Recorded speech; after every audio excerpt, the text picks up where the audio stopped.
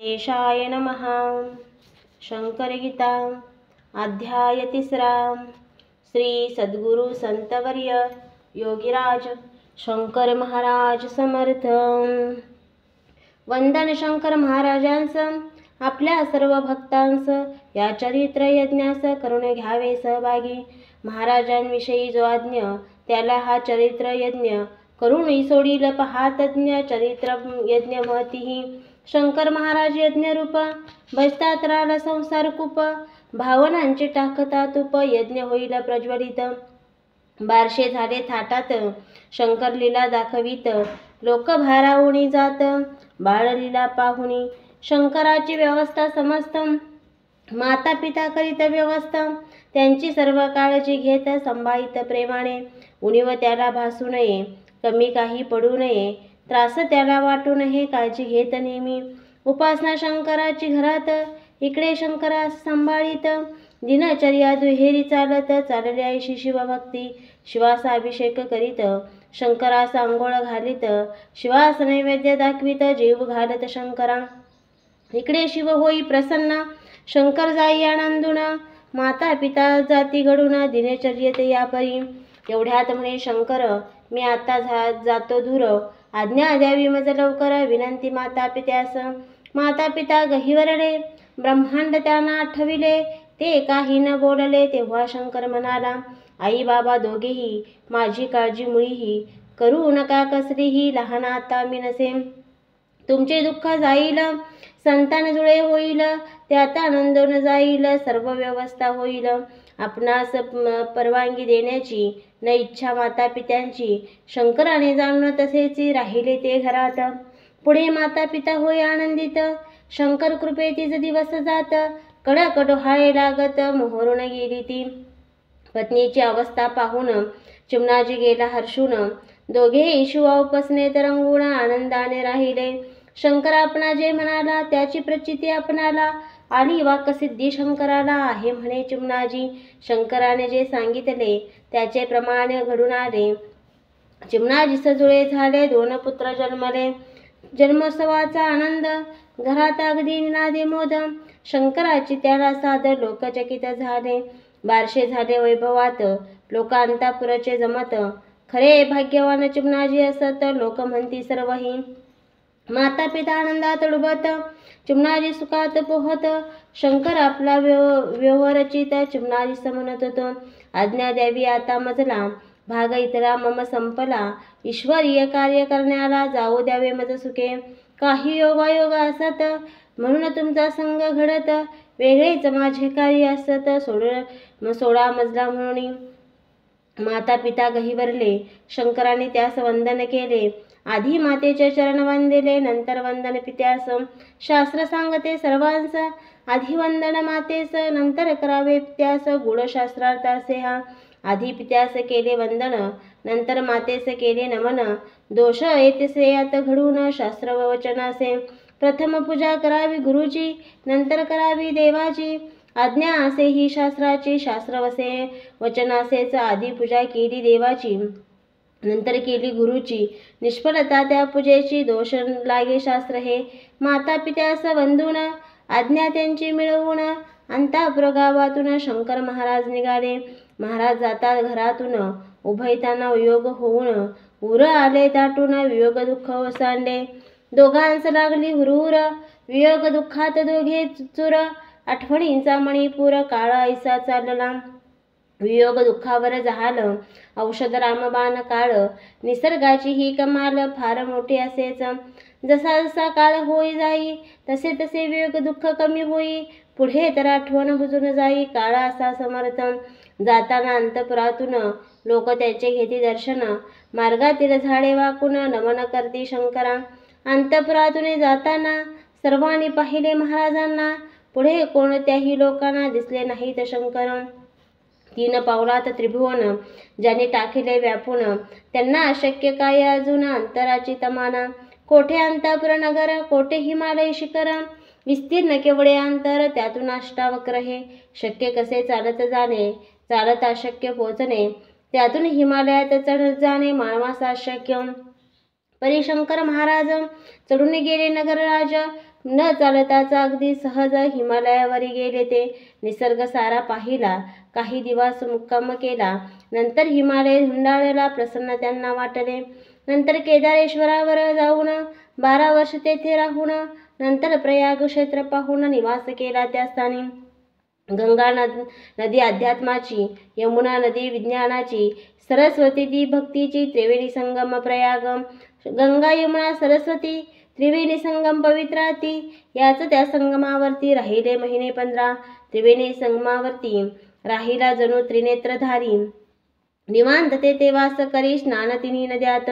तिन्ही नद्या संगमात महाराजांचा स्पर्श करीत, स्पर्श होता पावन होत संगम तो सर्वही. महाराज शिरता पाण्यात, तिन्ही नद्यांची धांदल उडत. प्रथम स्पर्श आपणा हवा असत, तिन्ही नद्याचे मानस. महाराज एका क्षणात तिघींनाही संतुष्ट करत. पाण्याची हालचाल जी होत पाण्यासारखीच असेच. हजारो माणसे संगमावर स्नान करून म्हणती शंकर, कोण त्यांना ओळखणार उभा असून शंकर. तीर्थाचे तीर्थत्व वाढावे, क्षेत्राचे क्षेत्रत्व चढावे, पावित्र्याचे पवित्र खुलावे म्हणून जाती सर्वत्र. कोणी आपणास पाहू नये, कोणी आपणास ओळखू नये, कोणास आपण कळू नये, योजना त्यांची होतीच. हे नवीन गृहस्थ कोण, येथे आले कोठून, काही येण्याचे प्रयोजन, कल्पना कोणा नसेची.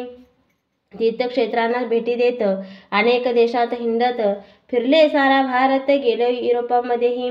सर्वत्र महाराजांचा संचार, जनमनाचा घेत समाचार, करण्या लोकांचा उद्धार, योजना त्यांची होती ती. महाराज विविध ठिकाणी विख्यात विविध नावाने, लीला त्यांच्या विधी विविध असून आतर्क्य करणी तयाची. सातपुडा या भागात सुपड्या बाबा त्यांना म्हणत, मध्य प्रदेशात विख्यात गौरीशंकर म्हणून, दिव्या बाबा म्हणून ख्यात गुजरात या देशात. ज्वानसाहेब त्यांना म्हणत, युरोप खंडामध्येच रहीम बाबा म्हणून ओळखतात त्यांना येऊन, शंकर महाराज म्हणून महाराष्ट्रात ज्ञात ते. कुंवर स्वामी समर्थ म्हणतात खानदेशात, ख्यात पाश्चात्य देशात सेठ ज्वानसाहेब. पंढरीनाथ पंढरपुरात, टोंबो म्हणत आफ्रिकेत, नूर मोहम्मद खान अरबस्थानात, ढरी बाबा मध्य प्रांतात, मद्रासकडे गुरुदेव म्हणत, अशीच विविध नावे असत. प्रत्येक ते देशात ते राहत, सहस्रनामे तयांची. विविध प्रकारच्या क्षेत्रात विविध नावाने प्रख्यात, परी सर्व हे महाराज असत. करणार कोण कसे ते, परमार्थ म्हणजे काय असे, हे लोकांना कळावे तसे. उद्धार होण्या वागावे कसे म्हणून त्यांचा संचार. उद्धार लोकांचा होण्यास, परमार्थ त्यांना कळण्यास, भक्तिभावांतरी उमलण्यास लीला करती महाराज. विविध अशा प्रसंगात विविध चमत्कार ते करत, सन्मार्गास लोकाला वित, लीला त्यांच्या विचित्र. सर्वत्र संचार त्यांचा होत. नंतर आले महाराष्ट्रात, प्रथम प्रज्ञापूर नगरात. पौर्णिमा होती त्या दिवशी. अक्कलकोट स्वामींचे चरण अगदी डोळे भरून पाहून, त्यांना साष्टांग वंदन करून मिठी मारली चरणास.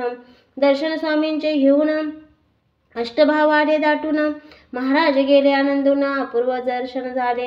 साष्टांग करिता नमस्कार, अक्कलकोट स्वामी तुष्टले फार, आनंद दोघाही अपार. स्वामी समर्थ प्रगटले, उठून शंकर महाराजांस भेटले एकमेकांस.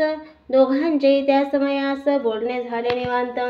समर्थांच्या समाधीने ऐकले उभयतांचे बोलणे. समर्थांच्या आज्ञेने तेथून निघाले महाराज.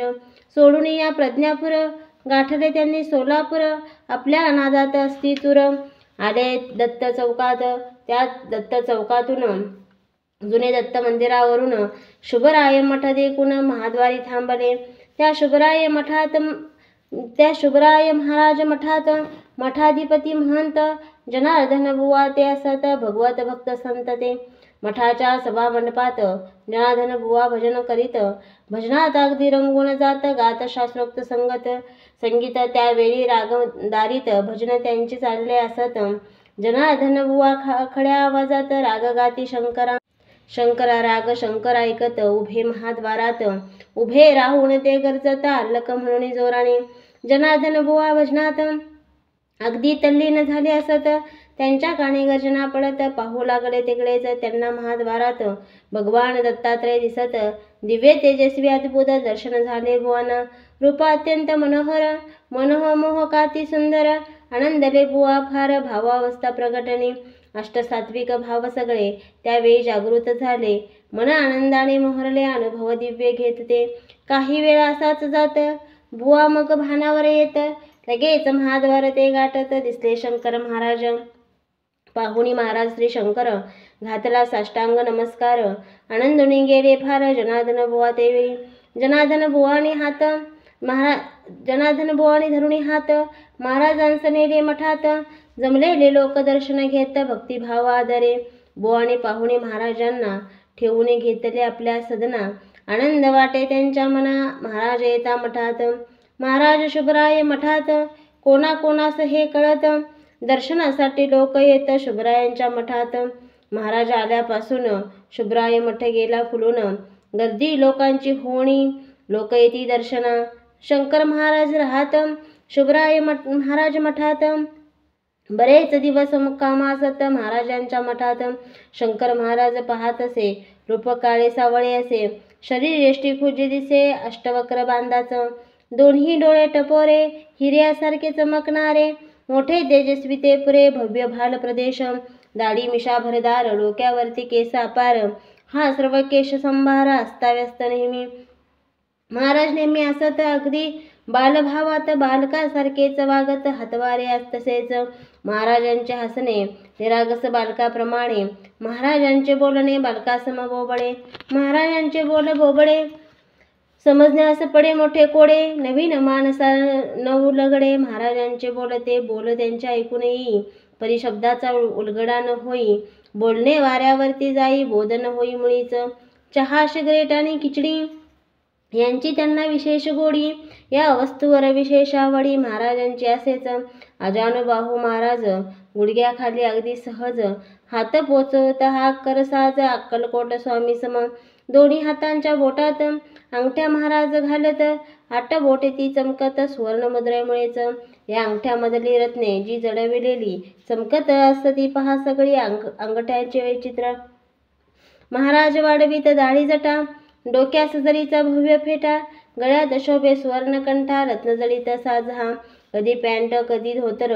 घालीत छाटी, कधी विजार, कधी रेशमी पितांबर, कधी तर ते दिगंबर, कधी सदरा घालत, कधी उपरणे पांघरत, अंगावर कधी शाल घेत, कधी उघडे राहत, कधी सर्व हे विपरीत, कधी सर्व फेकून देत, कधी केव्हा काय करत, नियम काही मुळीना, कधी भरजरी पोशाखात रत्नजडित अलंकार असत, महाराज राजा ऐश्वर्यात, राजयोगी महाराज, कधी जात गोवा प्रांतात, कधी असत गुजरातेत, कधी राहत केरळात, कधी आंध्र प्रदेशी, कधी कर्नाटकात, कधी उत्तर प्रदेशात, कधी पाश्चिमात्य देशात, कधी महाराष्ट्रात, प्रवास एवढा आचाट, एवढा दूरचा अफाट, करीत अगदी बिनबो भाट, कसा करीत गुढ हे, अंग तर वाकडे असे, चालत जाणे शक्य नसे, एवढा प्रवास केले कसे, त्यांना ठाऊक, वंदून शंकर महाराजांचे प्रवास, तिसरा अध्याय हा खास येथे झाला समाप्त.